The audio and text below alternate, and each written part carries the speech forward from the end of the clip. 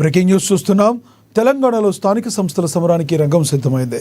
రాష్ట్ర మున్సిపల్ ఎన్నికల నిర్వహణాధికారి సంబంధించి ప్రభుత్వం, రాష్ట్ర ఎన్నికల సంఘం అడుగులు వేగవంతం చేశాయి. మేడారంలో జరిగిన చారిత్రాత్మక కేబినెట్ సమావేశంలో రాష్ట్ర ప్రభుత్వం మున్సిపల్ ఎన్నికల నిర్వహణకు పచ్చజెండా ఊపింది. ఈ నేపథ్యంలోనే రేపు ఎన్నికల షెడ్యూల్ విడుదల చేసే అవకాశం ఉందని సమాచారం. ఇప్పటికే మేయర్లు, మున్సిపల్ చైర్పర్సన్లతో పాటు వార్డుల వారీగా రిజర్వేషన్ల జాబితాలు ఎస్సీసీ చేతికందాయి. అంతకుముందే ఫోటోలతో కూడిన ఓటర్ల తుది జాబితాను సైతం ఎన్నికల సంఘం ప్రకటించింది. షెడ్యూల్ రిలీజ్ అయితే ఆ వెంటనే రాష్ట్రంలో ఎలక్షన్ కోడ్ వస్తుంది. దీంతో కార్పొరేషన్లు, మున్సిపాలిటీల్లో మంత్రులు, ఎమ్మెల్యేలు అభివృద్ధి పనులకు శంకుస్థాపనలు, ప్రారంభోత్సవాలు స్పీడప్ చేశారు.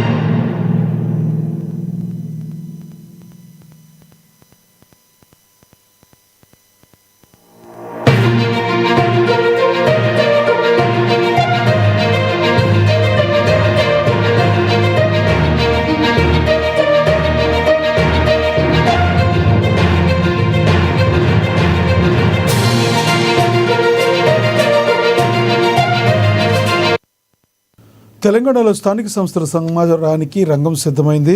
రాష్ట్ర మున్సిపల్ ఎన్నికల నిర్వహణకు సంబంధించి ప్రభుత్వం, రాష్ట్ర ఎన్నికల సంఘం అడుగులు వేగవంతం చేశాయి. ఇదే విషయానికి సంబంధించి మరింత సమాచారం మా ప్రతినిధి హరీష్ ఫోన్ ద్వారా అందిస్తారు.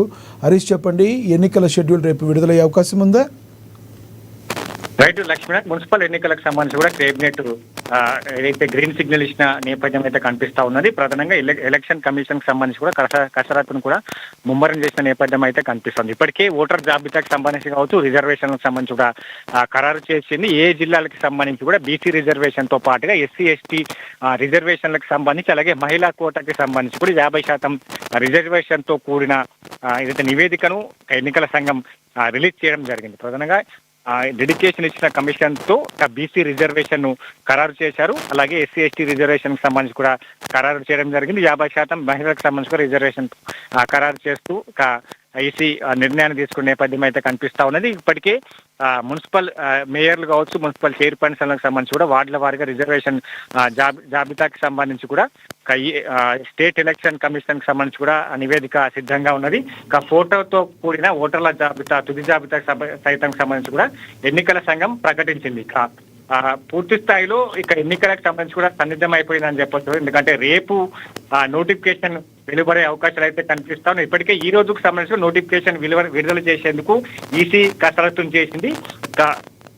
పూర్తి స్థాయిలో ఓటర్ జాబితా, రిజర్వేషన్ల ఖరారు, మహిళా కోటాకు సంబంధించి, ఎస్సీ ఎస్టీ బీసీ కోటాకు సంబంధించి కూడా పూర్తి నివేదికను విడుదల చేసిన నేపథ్యం అయితే కనిపిస్తుంది. రేపు ఏదైతే మున్సిపల్ ఎన్నికలకు సంబంధించి నోటిఫికేషన్ రిలీజ్ చేసేందుకు సిద్ధంగా ఉన్నట్టుగా కూడా మనకు సమాచారం అందుతున్న నేపథ్యం అయితే కనిపిస్తా ఉన్నది.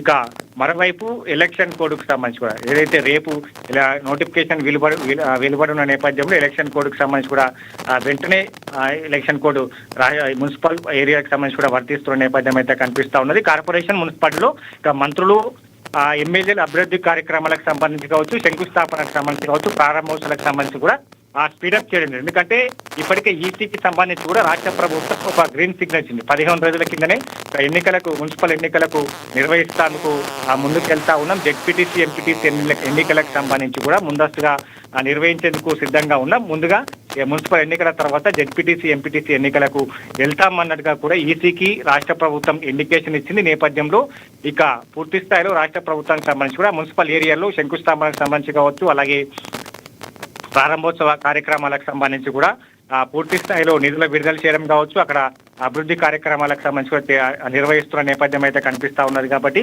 ఇక మొత్తంగా రేపు ఎన్నికలకు సంబంధించి కూడా నోటిఫికేషన్ విడుదలయ్యే అవకాశం అయితే కనిపిస్తుంది. ఎందుకంటే మొన్న కేబినెట్ సమావేశం జరిగింది. కేబినెట్ సమావేశంలో కూడా కీలకమైన నిర్ణయాలు తీసుకున్నారు.